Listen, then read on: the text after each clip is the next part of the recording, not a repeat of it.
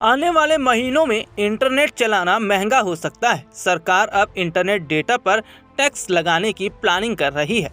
Reports के अनुसार प्रधानमंत्री नरेंद्र मोदी की अध्यक्षता में हुई बैठक में इस प्रपोजल पर चर्चा हुई। अगर यह प्रपोजल सिरे चढ़ता है तो यूजर्स को हर जीबी के हिसाब से टैक्स चुकाना पड़ सकता है, जिसका सीधा असर यह होगा कि डेटा प्लान महंगा हो जाएगा।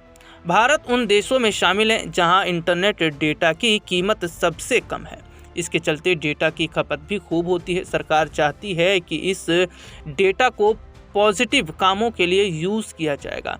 डेटा पर टैक्स लगाकर सरकार लोगों का स्क्रीन टाइम कम करना चाहती है। सरकार कोशिश कर रही है कि पॉजिटिव कामों के लिए डेटा की खपत बढ़े। इस संबंध में दूरसंचार विभाग से रिपोर्ट मांगी गई है और उसे सितंबर तक का समय दिया गया है। दूरसंचार विभाग को अपनी रिपोर्ट में बताना होगा कि ऐसा करना पॉसिबल है या नहीं। सरकार अभी भी इंटरनेट डेटा पर जीएसटी लेती है और नया टैक्स लगाकर अपनी कमाई और बढ़ाना चाहती है। बीते साल भारत में 229 अरब जीबी मोबाइल डेटा कंज्यूम किया गया था।